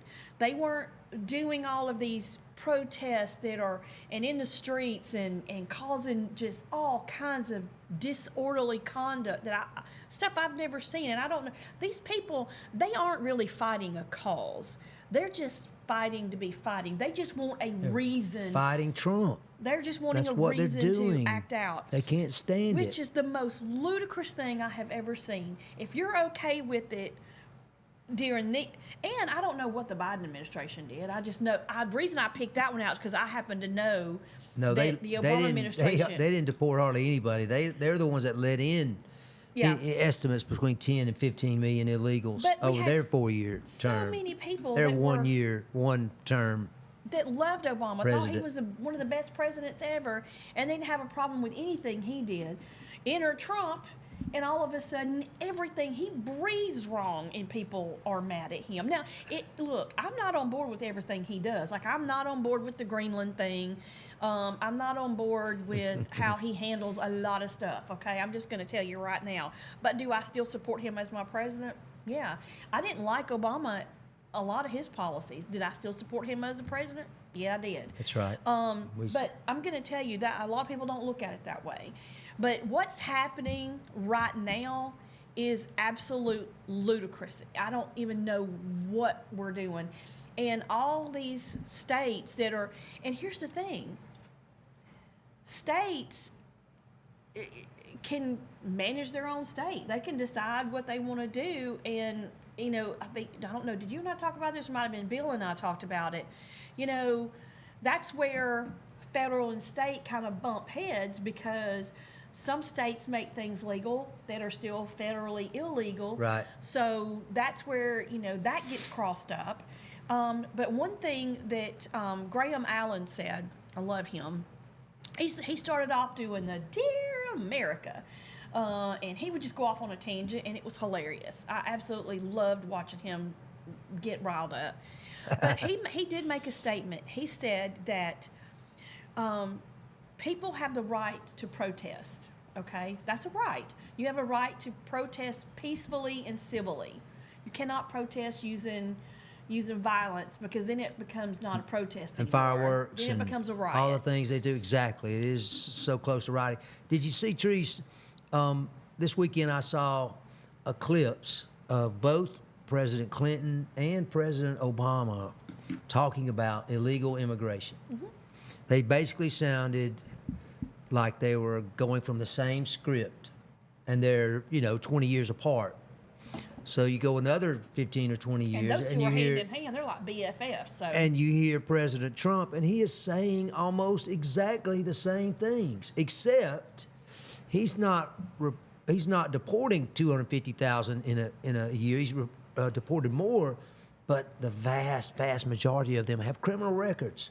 They've come over to our country committing crimes, against our property and against our bodies and against our men and women, and yet you have one side of our debate aisle seemingly supporting these people, and they weren't given due process. Well, due process is something that is given to American citizens. It is not something that we owe any foreigner coming in. Now, this morning I heard, Therese, in a similar related topic, I think, the Trump administration is suspending these, basically what I've referred to as a hardship case. Someone comes in from, like, Somalia, for example. You mentioned that country a little earlier.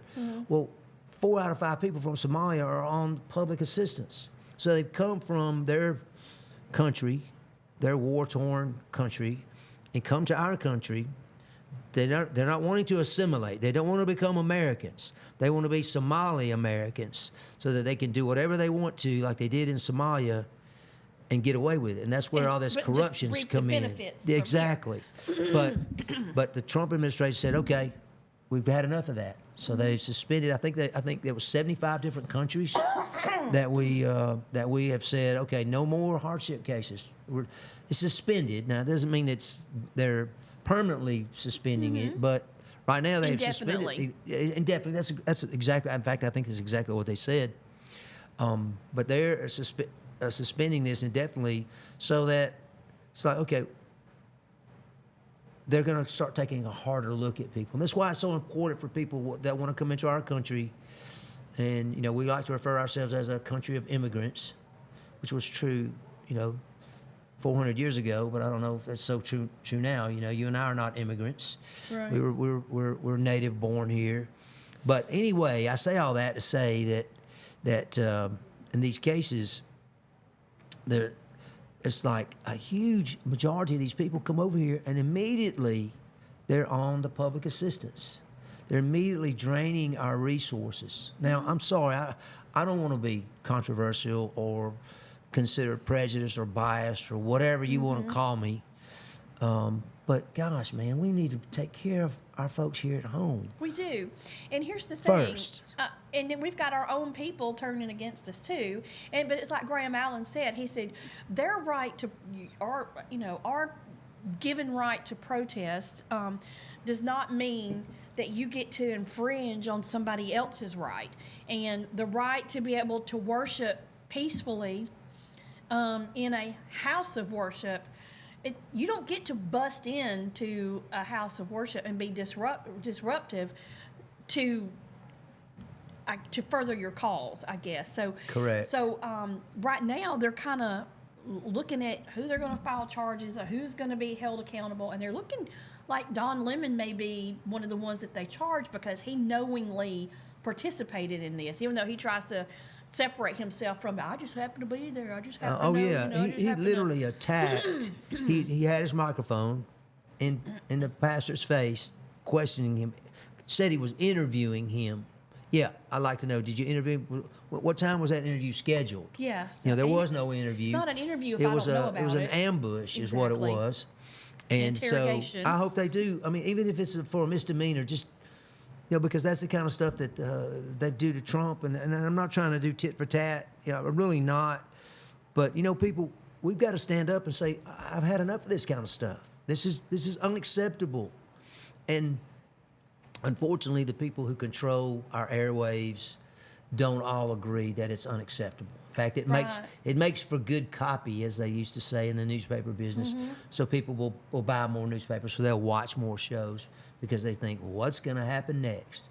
How are these people going to scream and shout at each other and next? And who can top what the antics of some other person? So right. Be careful. I don't want to fall off my soapbox here. Right. Don't break your neck now. Yeah, exactly. Well, I mean, the whole thing is, it's got me feeling some kind of way.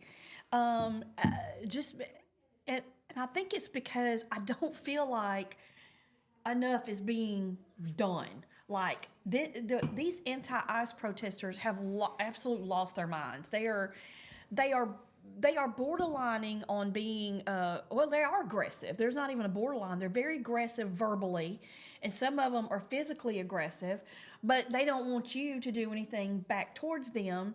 They're the first one. And I did see where, I think, Well, like the lady that hit the ICE agent with her vehicle. they said he had internal injuries. I didn't realize he got hit that hard. Well, they showed a video, and I'm sorry I did cut you off what you're saying. okay. But because it all goes right to what you're saying, same though. thing. They're so aggressive. This lady hits this guy with her car rather, and he shoots her. And now, he is the horrible villain. It's like, are you kidding me? Mm-hmm. Think about your car, my truck, whatever, and somebody is standing right there next to you, and you accelerate. What is that person thinking? They're going to run over me. Mm-hmm. It wasn't a matter of the fact that she then turned her vehicle, but she still slid into him. But the video from his body cam, you can hear wham. You can tell that she hit him very hard. And that's how those internal injuries. She punched the were gas because her wife was encouraging her to do that. Yeah, and of course the wife wasn't even in the car yet. To me that was one of the, I don't know, I hate to say funny things, but it was just She was sad. filming the whole thing. Yeah, exactly. But she wasn't. She was trying to get into the vehicle when she took off. Yeah. She was saying, "Go, honey, go," which made Go. yeah, because I think she thought the lady driving, I think, thought that her wife was already inside, right? And here's the thing, though. A lot of folks were saying, well, the ICE agent shouldn't have been in front of the car trying to stop the car. She was parked where she was not supposed to be, in the middle of the road. He's a dude. I know they act like, oh, well, she was just leaving. She didn't make it home to her family. Well, I know she didn't, but she chose that. Mm-hmm. She chose to be disruptive. Again, trying to interfere. I don't know. I just can't. I can't understand it. I know. I mean, here's the thing, we can go round and round and round, and we come back Teresa, to the it same all goes point. back to yeah. We just land right back where we started. Well, look here we are. We still got problems. How about that? I thought everybody would listen to me by now, and we'd have it all solved. Exactly. Teresa Mike, solving the world's problems. Yeah, here. exactly. Creating controversy where there shouldn't be. And really, this is just, it is craziness. Like what you said, this what'd you call it? Trump? Derangement syndrome. They call syndrome. it TDS. It will be a diagnosed disorder at some point if it's not already. Some of our listeners may already know that. I've it is or never isn't. seen one prominent figure, political or otherwise, that could just elicit Polarize so is much what they call it. hate and discord amongst. Did you ever watch his show when he was what was this show called? Apprentice? Yeah. You're fired. Exactly. See, we love that because it was aggressive, it was funny. He would look at somebody and say, you did a lousy job there, you're fired. You're fired. And you always wanted to do that, or you didn't want it to happen to you, but you wanted to do it. But he's just one of those guys. I can remember I didn't like him on that show. I didn't watch that show very much. Yeah, because sometimes he fired people for what I consider stupid reasons, and I was like, no, wait a minute, you're firing my dude here. That's it. Why are you firing my dude? But at the same I thought he did a time, great job. we do like somebody. I think Americans like somebody who is confident and takes charge of the situation and delivers. And I think he's done pretty well considering. Now, we talk about why do they have Trump derangement syndrome? What do they see from our news media? Ever since, 2015 when he announced he's coming down this escalator, in one of his hotels, his grand hotels that he owns. I've never even set foot inside one. Have you? Never been inside a Trump hotel, but I hear they're really nice. Lord, last time I checked, A lot of gold I trim. didn't have the coin. Yeah, exactly. It takes exactly. to do that. Well, but, good for him. That he's built this great But here's mousetrap. the thing: he's built his empire. But they're like, well, if he's so great, why does he keep filing bankruptcy? Well, just because Different you build something, companies are filing bankruptcy. You know what I Yeah. mean? All the companies he owns, some of them don't make it. I mean, not every business makes it. That's right. I see them fold up all the time. All it's the time. It's not. There's no mismanagement. It just doesn't. It's not in. Maybe the place isn't the best, or whatever. I mean, things fail for many different reasons. That's right. Yeah. But think about though, I was trying to make the point and got derailed. Sorry. No, you didn't derail it. I do. Did I you do derail yourself? quite a good job on my own doing that, Therese. But He but derailed what I- himself. Yeah, but I was just going to say that the news media has been calling Trump and Elon Musk Nazis, and oh my God, all of never. these things, these horrible. It's like, wait a minute, maybe you've forgotten what Nazis really were. Mm-hmm. And then I started watching a documentary about. Last time I checked, they haven't killed anybody. They No, haven't- that's right, They exactly. haven't killed millions of people and put them in a big pit. About World War II and how that all got started and how for 20 years before the war even started, or 15 years before the war even started, Germany was already working on relocating and exterminating the Jews. And America and Britain was like, well, why do y'all have such a hatred for these Jews? What have they done to you? And a lot of these Jews were just poor people. And they were just didn't do born where they anything were to born. them. Yeah. Exactly. And so they didn't immigrate. But anyway, I was watching all that. And I was like, boy, we need a major history lesson in this country to remind ourselves that when you call somebody a Nazi, they're supposed to be killers and all these things. And like you said, none of these things are happening. But they've exaggerated to the point to where the man's been shot at. If he hadn't have turned his head, if Providence hadn't smiled upon him, he'd be dead now. He wouldn't be the president. And so many people that didn't take that seriously, they were like, "Oh my God, it gave him a scratch on his ear." I know, it's a like, bullet. What in the world? It doesn't matter where it was a scratch. It was the intent that was behind it. Oh, yeah. Somebody wanted him dead. I Yeah, mean, what happened to Charlie Kirk? Yeah. He got shot in the neck. I mean, it's just and died basically on the spot. and the things that they're calling him These things. too. That's what I mean. The It's whole just thing. wild. It's just their their way out. Every time they meet resistance, it's because you're a Nazi, because you're a fascist. When in fact they are the side who typically is exhibiting those traits, if you will. And I admit, I know we still got a couple of years before it happens, but they'll start, announcing running for president here in the next 6 months or so, who's going to run, their intentions and things like that. And I'm worried at the candidates that we have, because I'm afraid we will end up with another Democratic president because of the immigration thing. I think that's going to be 100% of what leans the direction of the election. Yeah, and I'm afraid President Trump is really going to have to get out there and hit the road and get his message out there as much as possible, because you can guarantee you that the networks are not going to give him 1 minute Well, no, of and see, he any kind of can't run positive again, coverage. so he has to No, have but- back whoever. I'm sorry. What I was getting at was, and I'm sorry, I just jumped kind of halfway into my story there, or my thoughts, was the U.S. House of Representatives. They are elected every 2 years.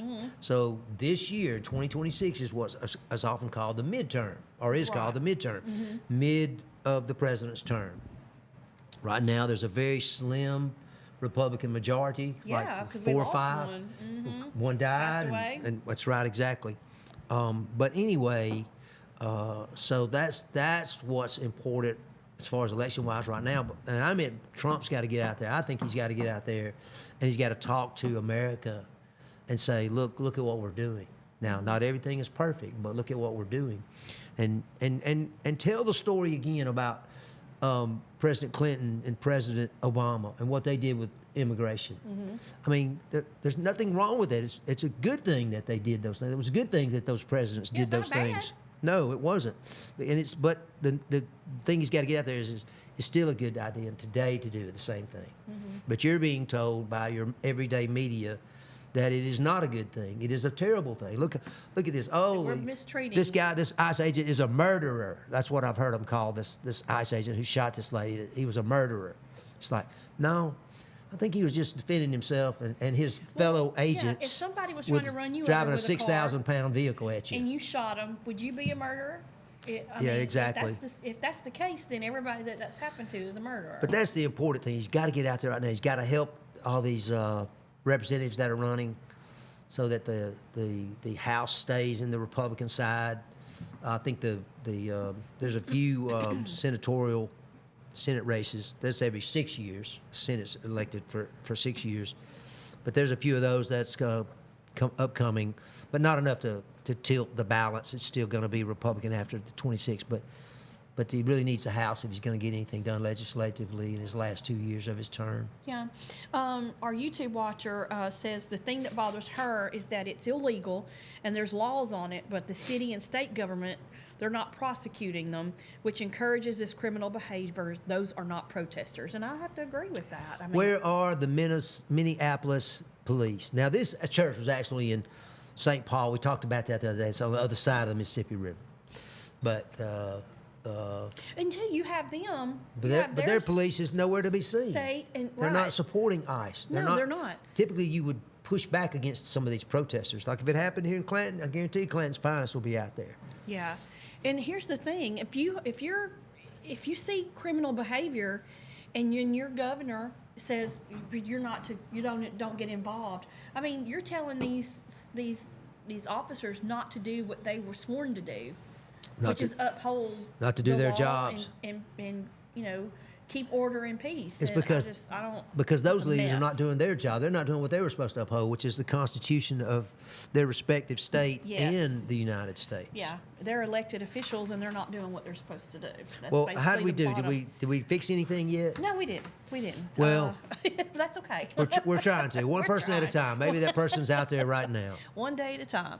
All right, it is 9 o'clock. That is going to do it for us today on Morning Mayhem. Appreciate everybody who was watching and listening, and Thank you. appreciate all the comments and the interaction that we get. I like that. Even if you disagree, Absolutely. let us know how you feel Yeah. about it. I mean, it's okay. We don't all have to agree on everything. Just keep We your won't. eye on the weather. We still have no idea exactly what it's going to do. It looks like maybe it has moved a little more north, and I don't know. I don't know what's going to happen. Won't make it quite as far down. Very cold, which means I'm cold thinking about it. not leaving my